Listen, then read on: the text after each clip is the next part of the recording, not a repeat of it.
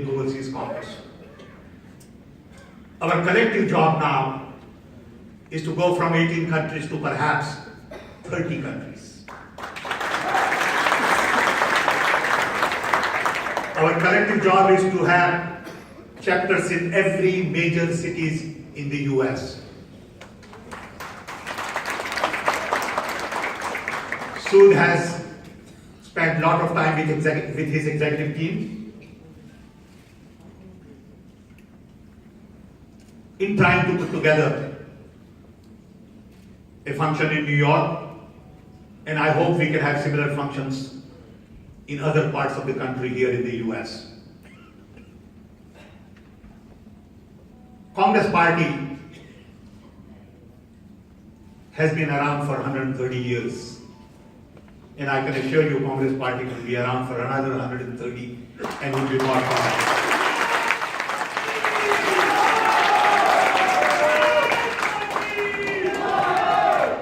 I got involved with Congress Party in 1980 when I gave a presentation on telecom and IT to Mrs. Indira Gandhi. Growing up as a child,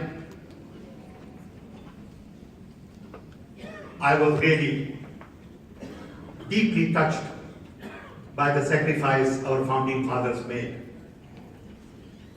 In my own house, I had 5 major, huge pictures.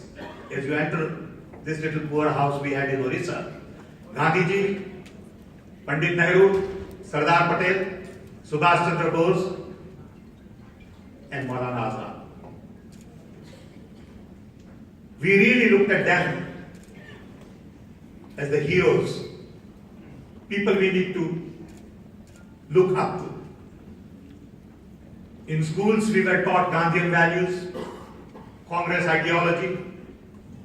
We believed in Gandhi's idea of non-violence, inclusion, truth, sacrifice, self-reliance, simplicity.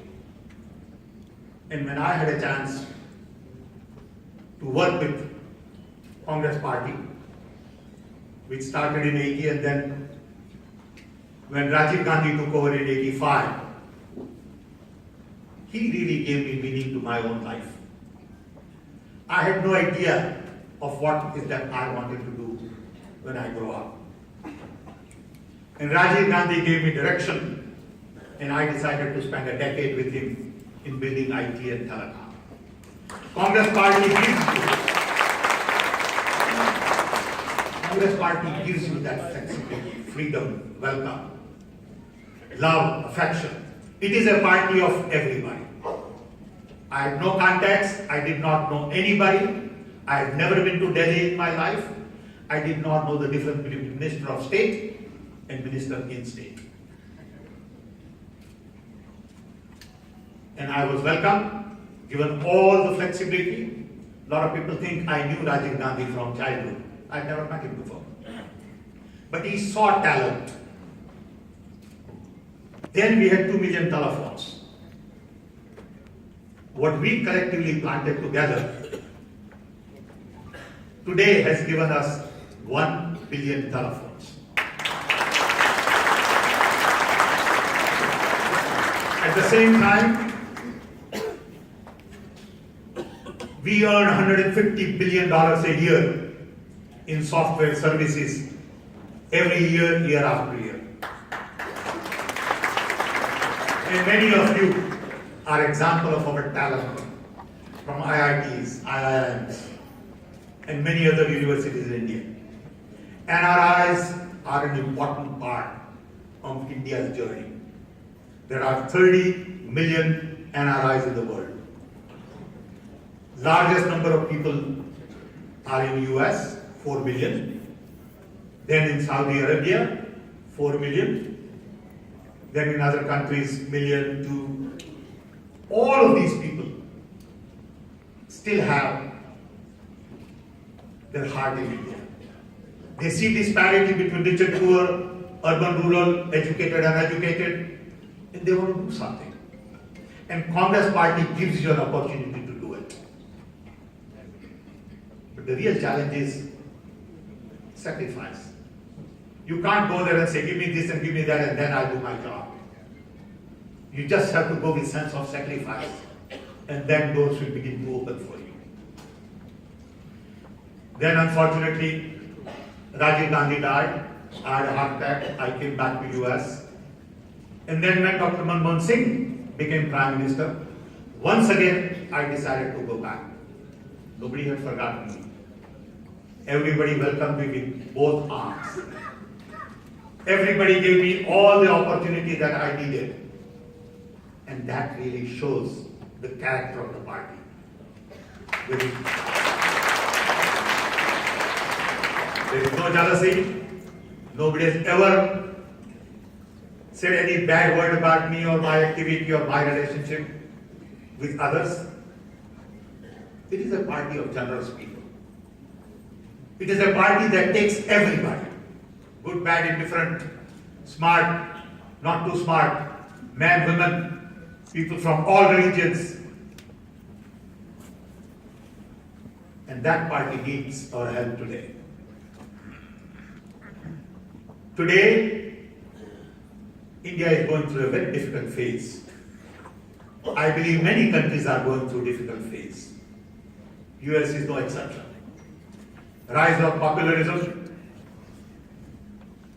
nationalism, concern to favor one community versus another, are real concern to me personally. I am very worried about the sense of direction all over the world. World is indeed at crossroads. And I want many of us to play an important role.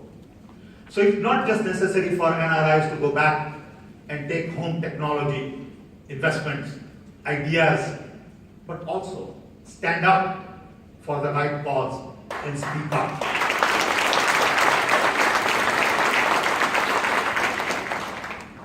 I'm delighted that we have in Rahul young leadership, contrary to what people believe. Let me assure you, because I know him reasonably well, he is extremely well-read, thinks a lot, very analytical, honest, sincere, concerned, committed, courageous. He is not what media wants you to believe.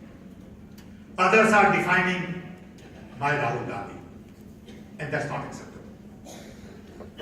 We must present Rahul to the right people at the right time. And I'm delighted that you all have come together to hear it.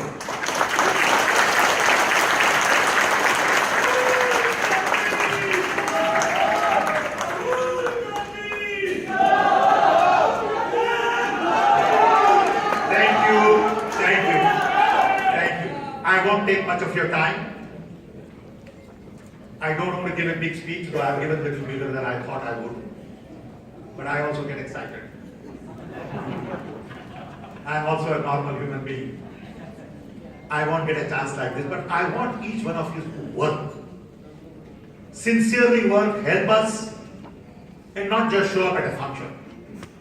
You can make a difference in India. You can make a difference in the world. Each one of you are real ambassadors for our ideas, our ideologies, our values, our commitment. We are going to show new path to India. And each one of you will play an important role. Connect with your people back home. Tweet, use social media properly. Don't spread gossip. Don't lie on media. Raise voice for the right cause. And really be a global citizen.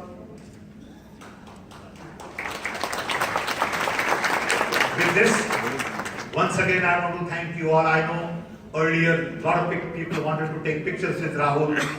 I did a poor job of organizing. My apology.